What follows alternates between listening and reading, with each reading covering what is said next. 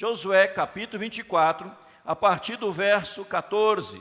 E o tema desta manhã é tomai posição, tomai posição. Nós precisamos nos posicionar como cristãos, tomai posição. Josué capítulo 24, eu leio a partir do verso 14. Agora, pois, temei ao Senhor e servi-o com integridade e com fidelidade. Deitai fora os deuses, aos quais serviram vossos pais, da além do Eufrates e no Egito, e servi ao Senhor.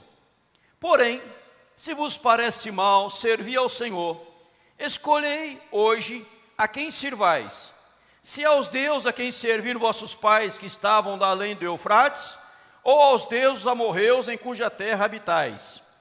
E eu e a minha casa serviremos ao Senhor.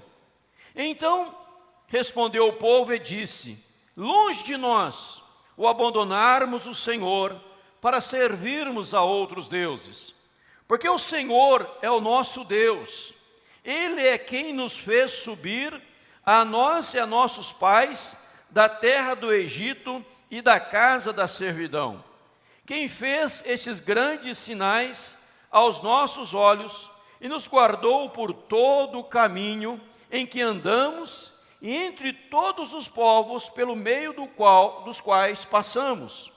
O Senhor expulsou de diante de nós todas estas gentes, até o amorreu, morador da terra.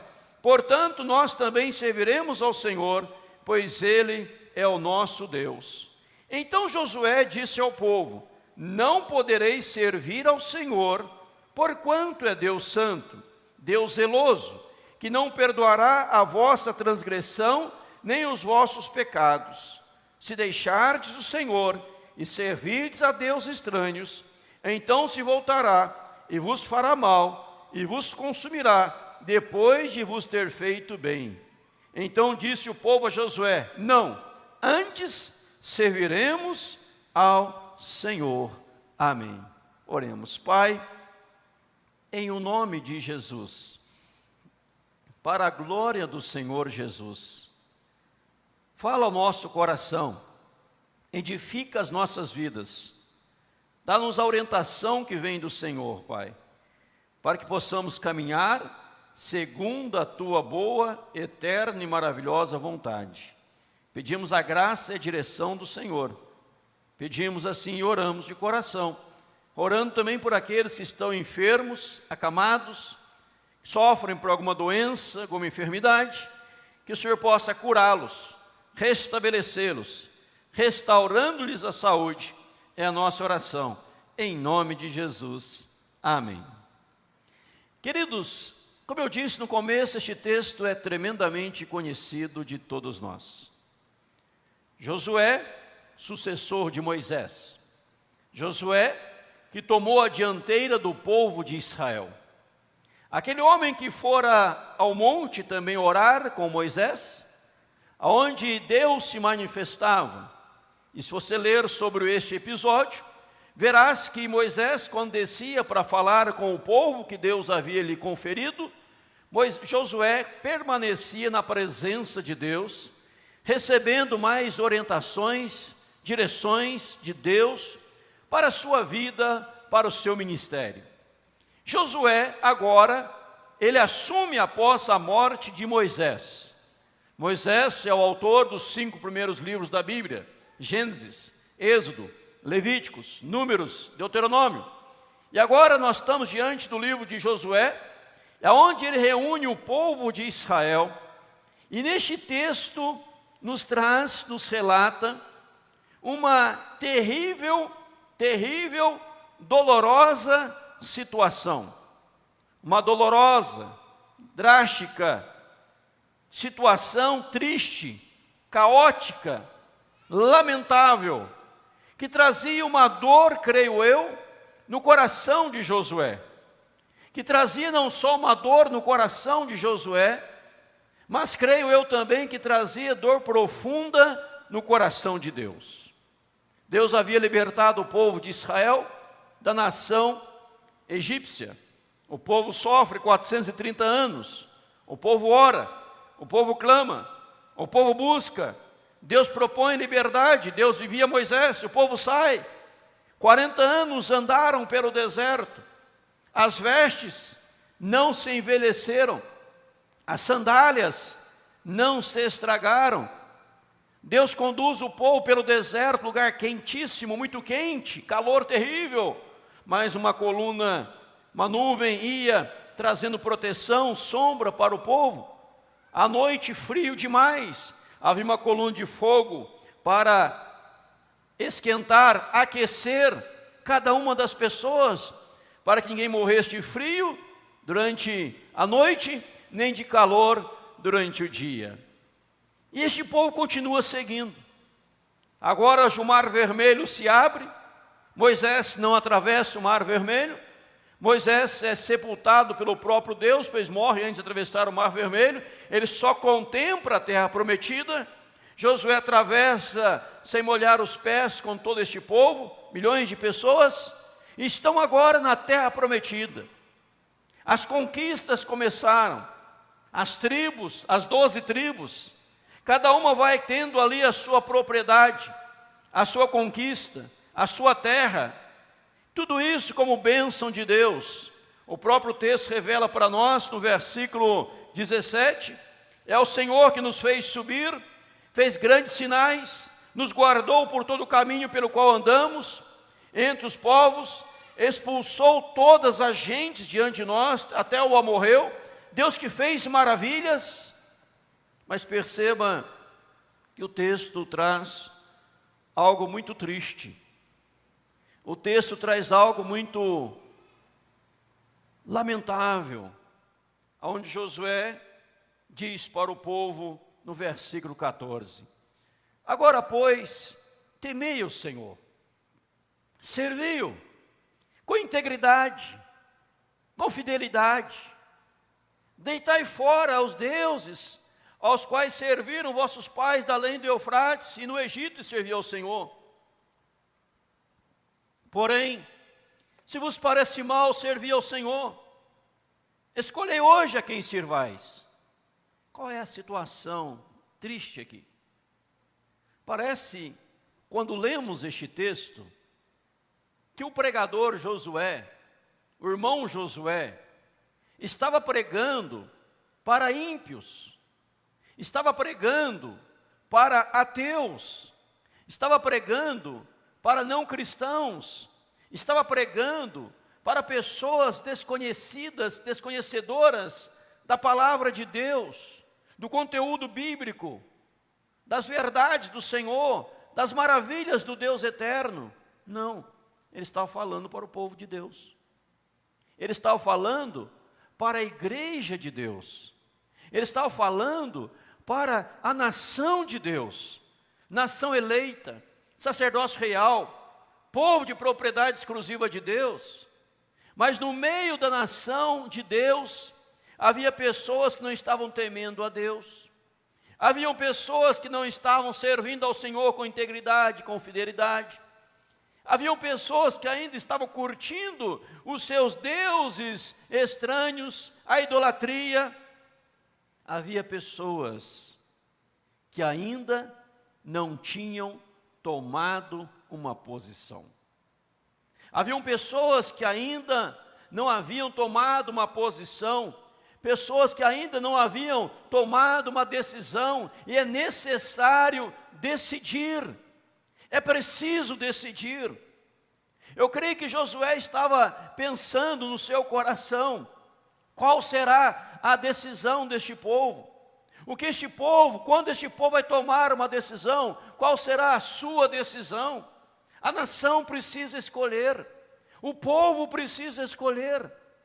Olha, irmãos, veja bem, caminhando com Deus, sem escolher o Senhor para si, vivendo com Deus, sem ter o Senhor para si como seu Deus absoluto e maravilhoso, trilhando e desfrutando das bênçãos do Senhor, mas buscando outras coisas na caminhada, apenas se ajuntando, sem tomar uma posição, sem tomar uma decisão.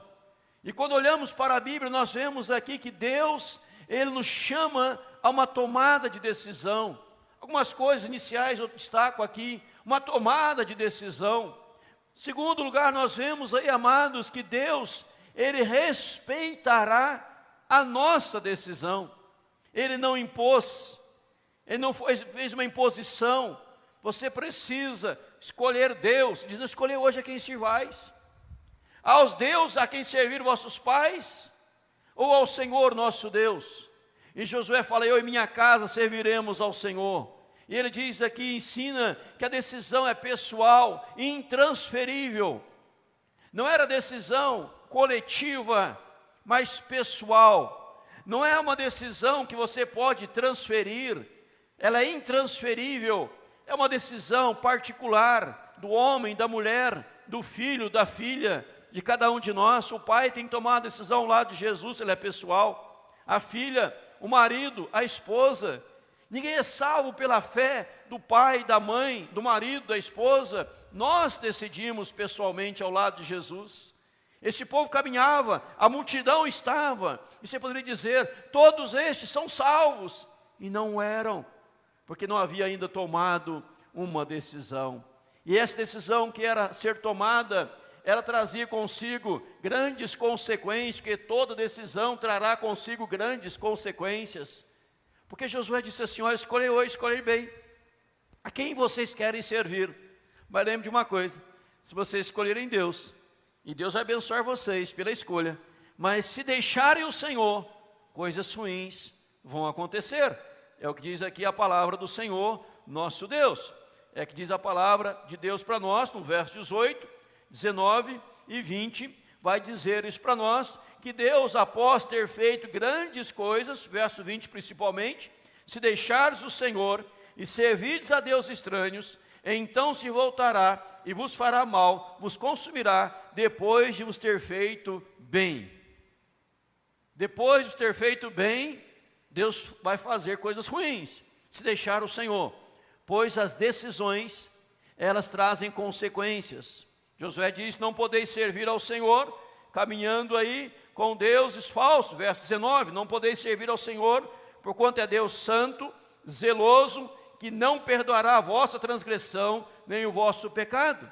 Como assim, pastor, não entendi, Deus não perdoa? Deus perdoa, mas se a pessoa abandona, volta tudo. Então ele não perdoa quem abandona, até que haja reconciliação. Deus é santo, Deus é zeloso para com todas as coisas, e a decisão traz grandes consequências sobre as nossas vidas, e a decisão envolve uma escolha, envolve uma renúncia. Você está renunciando às demais coisas e tomando uma posição, uma decisão ao lado do Senhor. Qual será a tua decisão? Sempre quando eu leio Josué, capítulo 24, esse texto me traz dois sentimentos. O primeiro sentimento é um sentimento de tristeza, porque o povo não tinha decidido. E o sentimento de alegria, porque Josué tinha convicção daquilo que ele queria. E ele disse, eu e a minha casa serviremos ao Senhor.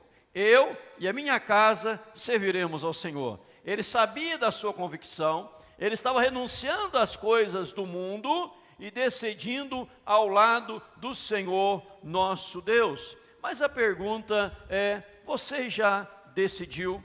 Qual será a tua decisão? Você já decidiu? Veja, eu quero viver ou quero morrer? Pastor, que pergunta boba esta, pergunta tola.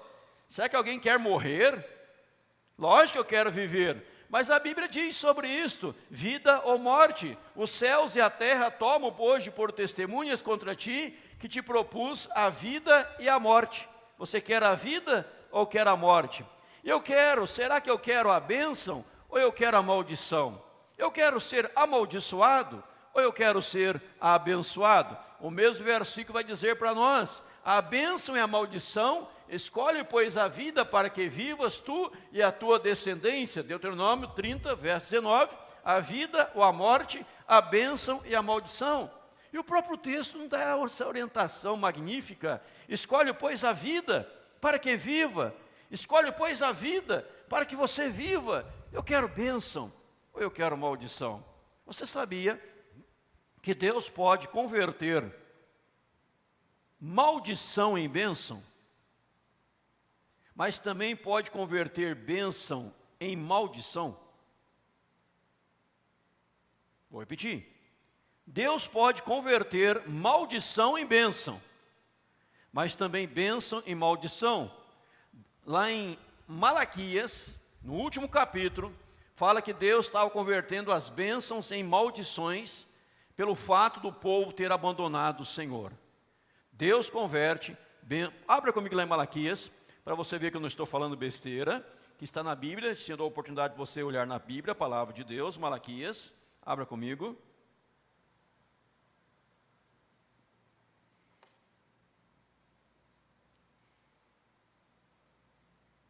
Malaquias, capítulo 2, verso 1 e 2. Eu leio apenas 1 e 2, depois você pode ler mais.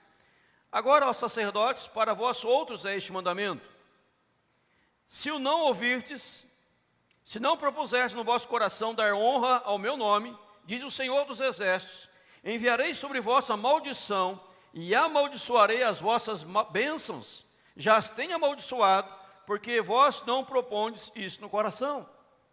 Deus pode converter bênção em maldição.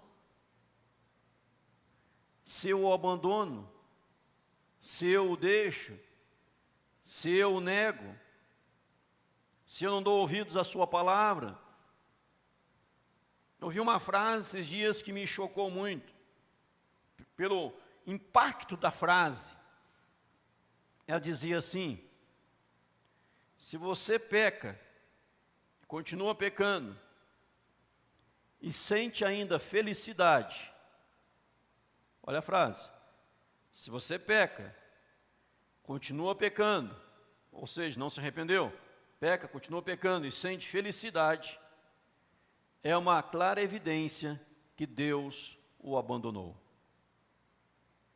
Se você peca, continua pecando e sente ainda felicidade, é uma clara evidência que Deus já o abandonou. Porque o pecado na vida do cristão gera tristeza, gera arrependimento, gera busca do perdão de Deus. Se alguém peca, continua pecando, se diz feliz, é porque Deus já o abandonou e ele nem percebeu. Veja que Deus pode, no texto que acabo de ler, transformar uma bênção numa maldição. Se eu deixar o Senhor, se eu não honrar o Senhor. E aqui diz, você quer bênção ou quer maldição? Aqui diz isso para nós. Eu quero Deus ou os deuses, é o que Josué disse. Escolhei hoje a quem sirvais, os deuses a quem serviram vossos pais, ou ao Deus dos amorreus. Eu e minha casa serviremos ao Senhor. Eu quero a vida, eu quero a morte, eu quero a bênção, eu quero a maldição, eu quero Deus ou os deuses. Então é necessário sim decidir. Eu preciso decidir. Eu preciso tomar uma posição. E o que eu preciso decidir, amados? O que eu preciso? Eu preciso decidir de qual lado eu estou. Que lado eu estou? Nós precisamos decidir realmente que estamos do lado de Jesus, do lado do Senhor. Sermos cristãos, de fato e de verdade, homens de Deus, mulheres de Deus, comprometidos com o reino, comprometidos com as coisas celestiais. E se nós somos de Deus, decidimos ao lado do Senhor, então decidir por Jesus, eu preciso fazer algumas coisas. Quais são estas coisas? Eu preciso primeiro viver como Jesus. Viva como Jesus, porque você decidiu por Jesus. Eu acho interessante algumas seitas, algumas falsas religiões, até no vestuário de algumas falsas religiões, que têm suas vestes, os seus trajes, e vestem os filhos, a família toda daquele jeito, tem os seus momentos das rezas, das suas orações, algo mecânico, mas seguem aquilo à risca. E você olha para essas pessoas, você sabe quais seitas pertencem, pela forma como falam, pela forma como procedem, pela forma como se vestem. E muitas vezes nós não sabemos quem de fato é cristão. Muitas vezes não conseguimos distinguir o cristão de fato e verdade.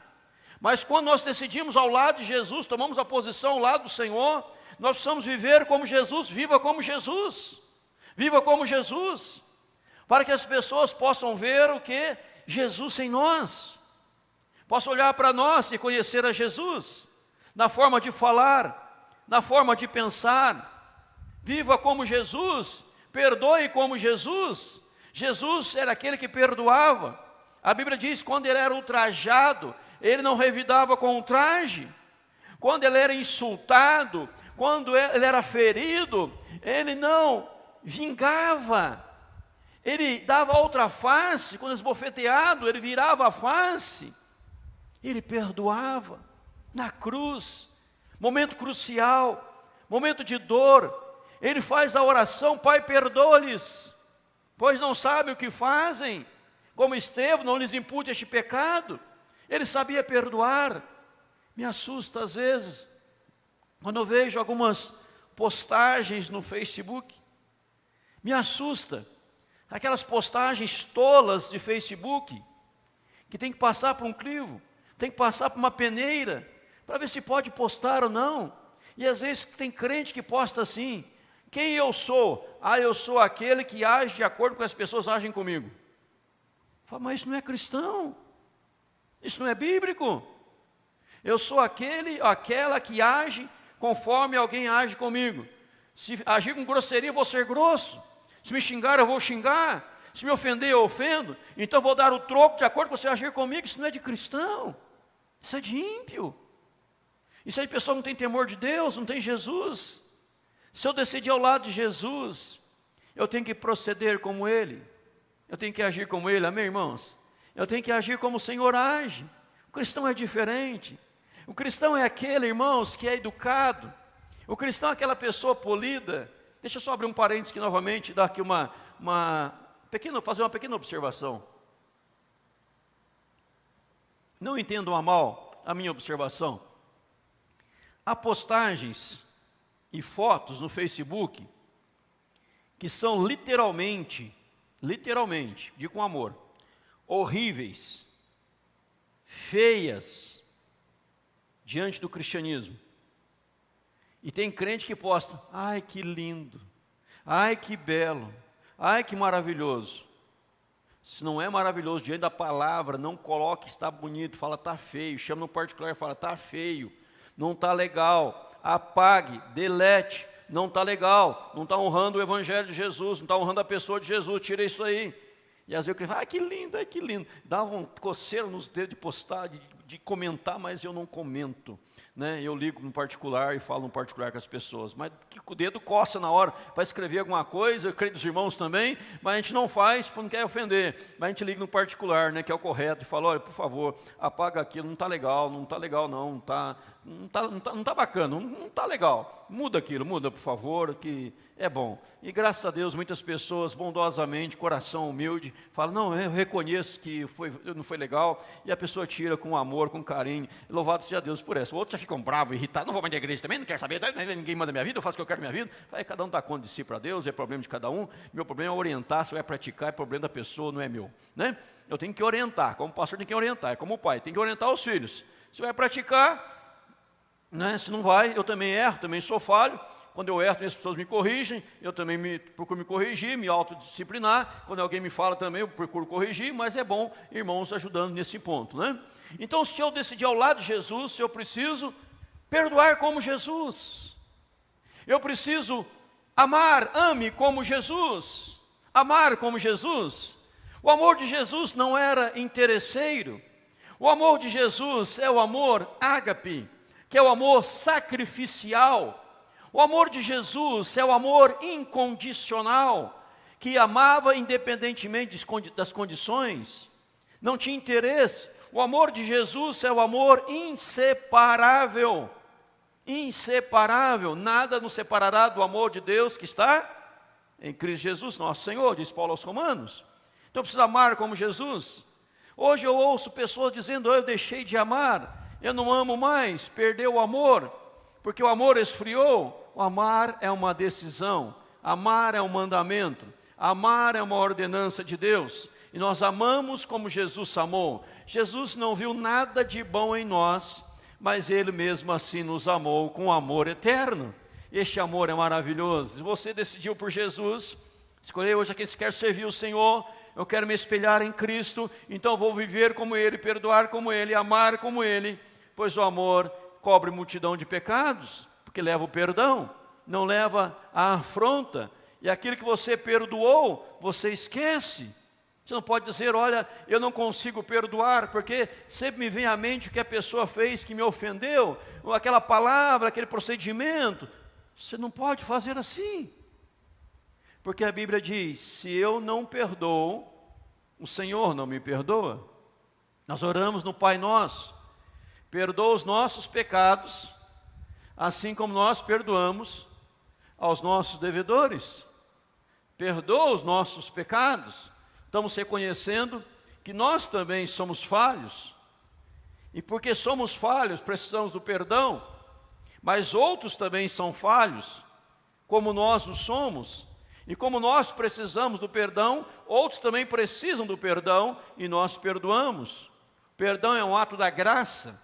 A lei e a graça. Lei é dar o que a pessoa merece. Graça é fazer o que ela não merece. É ir além. Estou fazendo algo por você que você não tem merecimento, você não merece, mas estou fazendo porque a graça de Deus nos alcançou. E pela graça de Deus nós somos perdoados, lavados, redimidos, restaurados pelo Senhor. Então você perdoa e você está amando como Jesus amou. Tomai hoje uma posição. Qual é a tua posição? Qual é a tua decisão? Decidir para o lado de Cristo, maravilha. Mas também precisa decidir ao lado da palavra de Deus. Decida ao lado da palavra. Decida ao lado da Bíblia. Decida ao lado das Escrituras Sagradas. É este livro santo que nós vamos seguir. É este livro santo que nós vamos viver. É este livro santo que nós vamos praticar. A Bíblia é a nossa regra infalível de fé e prática. Infalível de fé e prática. Mas hoje nós ouvimos de cristãos, ouvimos de pessoas como o povo de Josué, dizendo que a Bíblia tem que ser atualizada. Você já ouviu isso? Já falei isso aqui no púlpito. Dizendo que a Bíblia, ela caducou, não é mais um livro moderno, precisa ser atualizada. Pois nós vivemos numa outra cultura, nós vivemos em outro mundo. A Bíblia não vai ser atualizada. Ela já é atualizada. A Bíblia diz, se alguém tirar um i ou um tio da palavra, Deus vai acrescentar os flagelos sobre a pessoa. E nós vamos ser conhecidos como um povo que decidiu por Jesus, mas um povo também que está firmado e alicerçado na palavra de Jesus. Tudo que viermos a fazer com fundamentação bíblica, tudo que viermos a fazer, estamos alicerçados, estribados na palavra do Senhor, em nome de Jesus, segundo a Bíblia. E se estamos na Bíblia, vivendo segundo a palavra, ao lado da palavra, nós precisamos entender algumas coisas importantes, algumas coisas fundamentais. Eu preciso primeiro conhecer a Bíblia, conheça a palavra. Eu preciso também viver a palavra. A Bíblia diz, não vos torneis, pois, ouvintes apenas, mas praticantes da palavra. Eu preciso responder, responda segundo a palavra. Eu preciso ter respostas segundo a palavra. Viver, conhecer a palavra.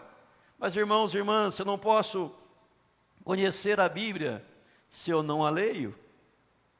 Eu não posso conhecer a Bíblia se eu não medito nela. Eu não posso conhecer a Bíblia se eu não a amo. E se não valorizo centenas e milhares de pessoas que morreram para que eu pudesse ter a Bíblia na nossa língua, no nosso linguajar. Eu preciso conhecer a Bíblia, eu preciso estudar a Bíblia. Eu não posso conhecer a Bíblia se apenas eu venho num culto durante a semana, um culto apenas, e nunca mais leio a Bíblia. Se em casa eu não leio a Bíblia. Se em casa eu fico ouvindo alguns pregadores aí de outras igrejas, ou de algumas seitas, de outras igrejas, algumas seitas que não estão fundamentadas na Bíblia, que estão pregando outras coisas que não são bíblicas.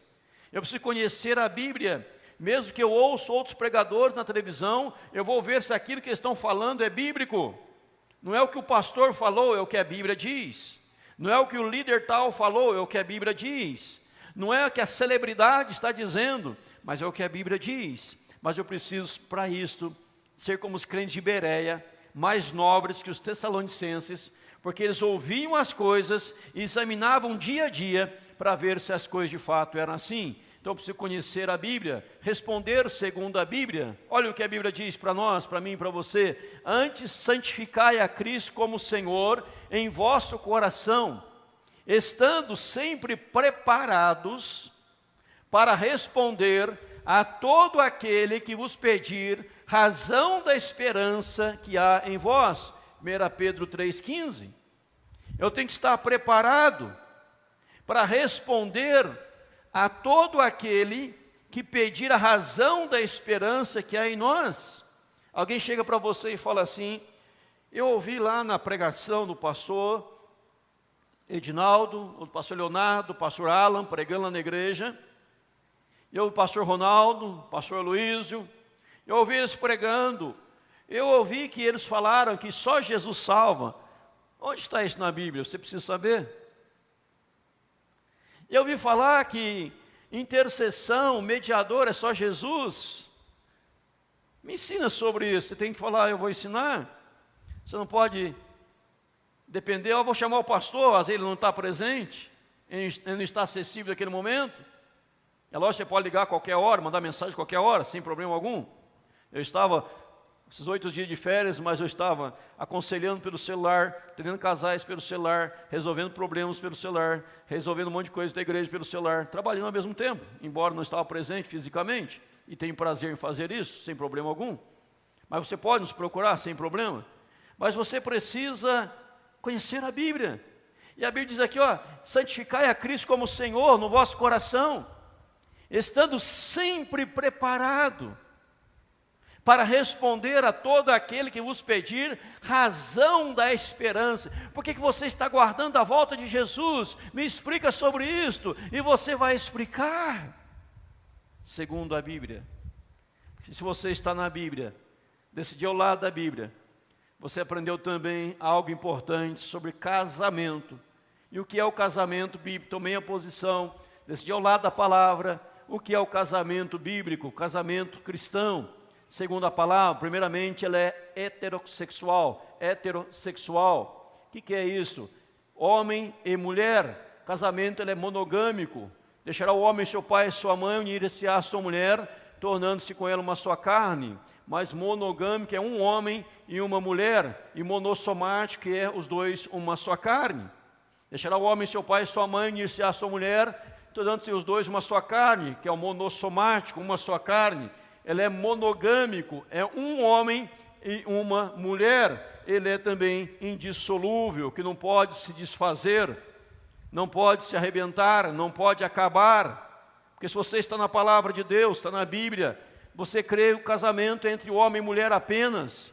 É um homem só, é uma mulher só, não são uma mulher e dois homens, um homem e duas mulheres, é um só, os dois se tornaram uma só carne. Ele é indissolúvel, não pode desfazer. A Bíblia diz em Malaquias também que Deus odeia o divórcio. Pastor, já me divorciei, casei de novo, o que eu faço agora? Eu digo que Jesus disse àquela mulher, vai e não peques mais. Não vai separar de novo, não vai errar de novo. Pastor, estou pensando em separar, o que eu faço? Não separe, fique junto. Mas já me separei, então não erra de novo. Porque Deus abomina o divórcio, Deus odeia o divórcio. Isto aqui, irmãos, se você prega isto aqui para a sociedade moderna, vai dizer que o pastor é antiquado, o pastor é ultrapassado, o pastor está por fora, que agora não é assim não. Hoje, agora, não tem nada de heterossexual, é homem com homem, mulher com mulher. Não tem nada de monossomático, um homem e mulher, não, pode misturar. Como tem essas festas satânicas, diabólicas do inferno, e quem pratica vai para o inferno, vai morrer no inferno, vai queimar no inferno, se não aceitar Jesus Cristo, onde pessoas se envolvem com troca de casais. Tem um nome técnico lá que eu não vou dizer, mas se envolve com troca de casais, para ter relações sexuais, casais com outros casais. Isso é coisa do diabo, isso é coisa do inferno. E se alguém faz, continua tendo alegria, é uma prova que Deus já o abandonou, que já o deixou. Nós precisamos decidir, tomar uma decisão ao lado do Senhor Jesus, caminhar com Jesus. É um homem ou mulher, os dois tornaram-se uma só carne, não há mais divisão, é um só. Os dois se tornaram um, não é o que é teu, o que é meu, é o que é nosso, é o que é nosso, não é meu e teu, é nosso. A mulher não precisa mendigar, pedir um dinheiro para o marido mendigando, o que é dele também é dela, é do casal, e vice-versa, pertence aos dois. Tem mulher que para pedir R$1 para o marido para gastar na feira, ele dá 50 centavos e pede o troco de volta quando voltar da feira, né? Mão de vaca, muquirana, pertence aos dois, é dos dois, em nome de Jesus. Ao que é meu, o que é teu é teu. Eu sou da época que quando casava, era comunhão universal de bens, tudo é dos dois, tudo é do casal. Hoje os casais vão casar, vão fazer já um termo aqui, o que é seu, o que é meu é meu. Você não mexe no que é meu, não mexe no que é seu. Já começa mal, já começa estragando, já começa sem Deus, já começa errado. Tem que unir, porque está pensando nos bens, porque está pensando já na possibilidade de uma separação, na possibilidade já de um divórcio. Então já está pensando na possibilidade da desgraça acontecer e não da bênção de Deus suceder em nome de Jesus. Então a gente tem que amadurecer para isso. E se nós decidimos ao lado do Senhor, é até que a morte separe. Amém ou não amém? E pelo amém vai ter uns 4 divórcios depois do culto que de Alberto, né? Tá afim, né? Amém, irmãos? Amém, né? Casar quando o cara é bonitão assim, sarado, como Alberto era quando era jovem, e agora está acabadinho assim também, ele está junto, né? Ali está junto com ele. Brincadeira, Alberto, brincadeira, só brinca com quem a gente ama, né? Mas está junto, né? Quando o cara era magrinho, depois está gordinho, mas está junto. Tinha cabelo, não tem mais, mas está junto. Até que a morte separe. Não é que até que a barriga separe, que engordou. Até que perdeu os cabelos, separe. Até que a dívida separe. Não, até que a morte separe. E se alguém quiser divorciar, faz aquela oração mágica, ora para o outro morrer. Aí divorcia, ou você morrer, que até que a morte separe. Se quer divorciar, você morra, então, que está separado, sem problema algum, né? Então, irmãos, voltando aqui, esse é o casamento bíblico. Você está ao lado do Senhor Jesus e você quer viver ao lado de Jesus. Mas também, se você decidiu, tomou a decisão, tomou a posição, é a hora de um pare.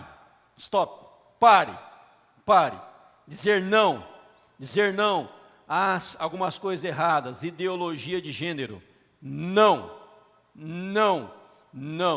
A igreja é contra, não é que a igreja é contra, a igreja é a favor da Bíblia. A igreja defende a Bíblia, e a Bíblia é contra ideologia de gênero.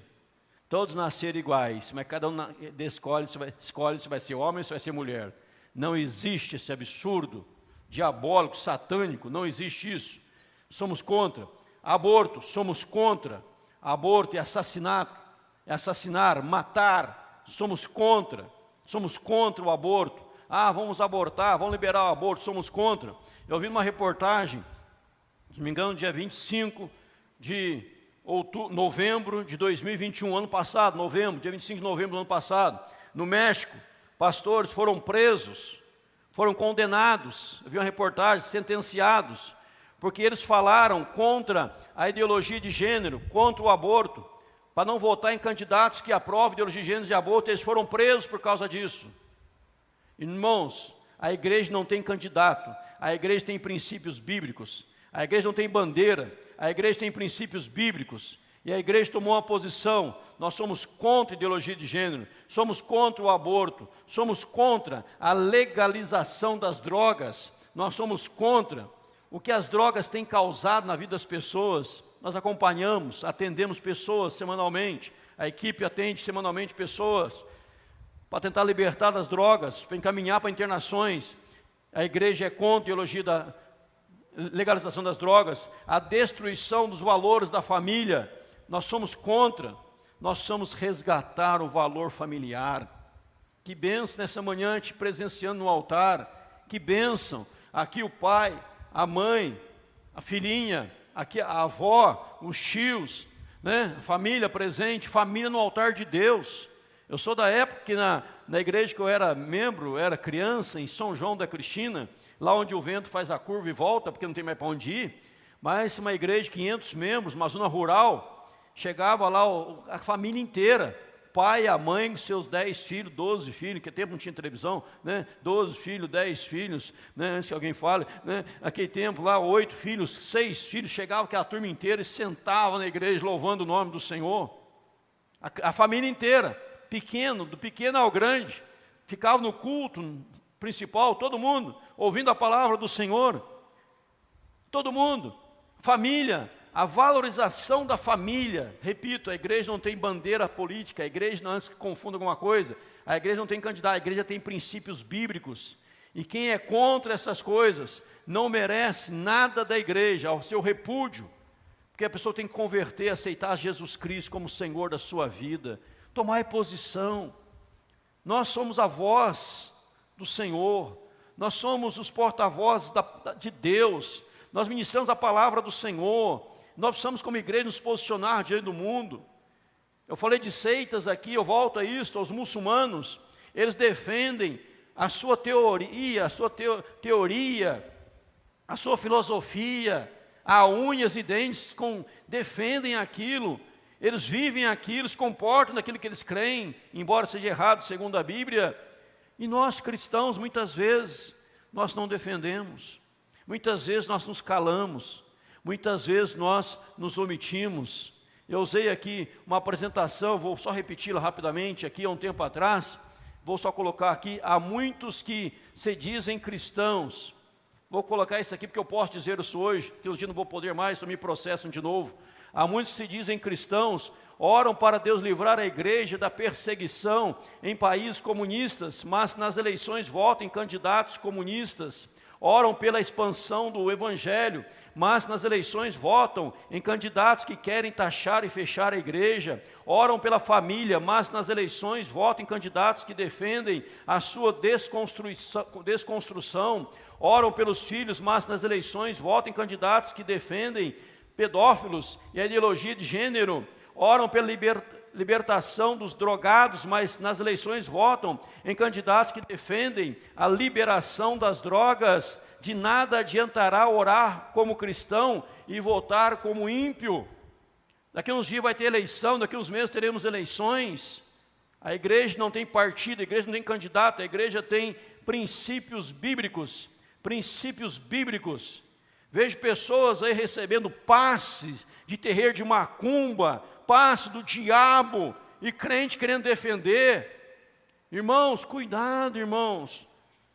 Alguém me disse uma palavra essa semana, eu fiquei pensando, muito triste. A pessoa disse assim, nós somos, olha o que ele disse, nós somos a última geração. A última geração. Eu falei, será que nós somos a última geração? O que seu filho vai enfrentar? O que a sua filha vai enfrentar? Vai ser preso por não aceitar os pedófilos, vai ser preso por não aceitar as drogas, pastores vão ser presos daqui a um tempo, por não aceitar casamento de homossexuais, lésbicas na igreja, vai ser preso se falar sobre isto. Cuidado, irmãos, cuidado, os tempos estão chegando, o fim do tempo está chegando, hoje à noite eu prego sobre a volta de Cristo, os tempos estão chegando, tudo está se aproximando, a consumação de tudo, mas é hora de nós nos posicionarmos. Nós não falamos com ódio, com raiva, nada disso, porque as pessoas têm que ouvir o Evangelho, a palavra de Deus, não é o pastor Edinaldo está dizendo, a palavra de Deus diz que aborto é errado, aborto é pecado. Viver como homossexuais, lesbianismo é pecado, precisa aceitar Jesus, mudar de vida. Jesus dá a oportunidade de mudança, dá a oportunidade de renovação, dá a oportunidade de arrependimento, dá a oportunidade de transformar de vida, de ser um homem e uma mulher de Deus novamente. Jesus é poderoso para isto, a família, homem, mulher e filhos. Agora, o mundo como está indo aí de mal a pior, muitas vezes nós não tomamos posição, estamos apenas no meio da multidão. Estamos apenas caminhando junto com a multidão, sem tomarmos uma posição e uma decisão ao lado de Jesus, ao lado da palavra. Meu desafio a você, meu irmão, minha irmã, nesta manhã, meu desafio a você, em nome de Jesus, como seu pastor, como pastor dessa igreja, meu desafio é que você comece a honrar a palavra de Deus. E aquilo que você ouvir que não é bíblico, fala, isso aqui não é bíblico. Isso aqui não é, nós somos da palavra, nós somos da Bíblia. Isso aqui não é bíblico, isso aqui está errado. Nós estamos na palavra, e a palavra de Deus diz isso, nós vamos ficar com a palavra de Deus, doa quem doer. Doa quem doer, nós vamos ficar na palavra do Senhor, nós vamos amar a palavra do Senhor cada vez mais, porque é a palavra de Deus que nos edifica, é a palavra de Deus que nos exorta, é a palavra de Deus que nos edifica, é a palavra de Deus que nos faz homens e mulheres segundo o coração de Deus, em nome de Jesus. Amém, irmãos? Os músicos podem se posicionar. A palavra de Deus, nós precisamos tomar uma posição. Veja que texto triste. Josué tem que dizer, escolhei hoje a quem servais. Se aos deuses a quem serviram vossos pais da além de Eufrates. Ah, pastor, eu me converti, pastor, mas tem uns ídolos que eram do papai, da mamãe, do vovô. Eu estou guardando de lembrança, meu irmão define isso. Atrás de ídolos tem demônios, diz a Bíblia. Atrás de ídolos tem demônios, quebre isso, joga fora, define isso. Ah, mas é do papai e da mamãe, eu guardo como amuleto, eu guardo como uma lembrança. Define isso, meu irmão, você é de Jesus, você não precisa disso. Pastor, eu não saio de casa sem ler o jornal, ver o horóscopo, ver o que o horóscopo diz para mim, como eu signo o horóscopo, para ver o que está dizendo. Meu irmão, você tem a Bíblia, a palavra de Deus, a orientação de Deus, não precisa dessas porcarias. Vamos ficar na palavra de Deus e vamos ser cada vez mais uma igreja bíblica, uma igreja fiel ao Senhor, que abomina os ídolos, que abomina os falsos deuses e adora somente ao Rei dos Reis, Senhor dos Senhores, que caminha ao lado dele, firmado na sua palavra. Se alguém dizer para você, você é arcaico por crer na Bíblia, você fala, eu continuo sendo arcaico, mas eu continuo crendo na Bíblia, em nome de Jesus. Ela é a palavra de Deus, eu creio nela. Ah, vamos atualizar, não vai atualizar nada. Ela é mais atual do que o Jornal do Amanhã, já dizia o Dr. Billy Graham. Ela é mais atual do que o Jornal da Manhã. Nós continuamos firmes na palavra do Senhor.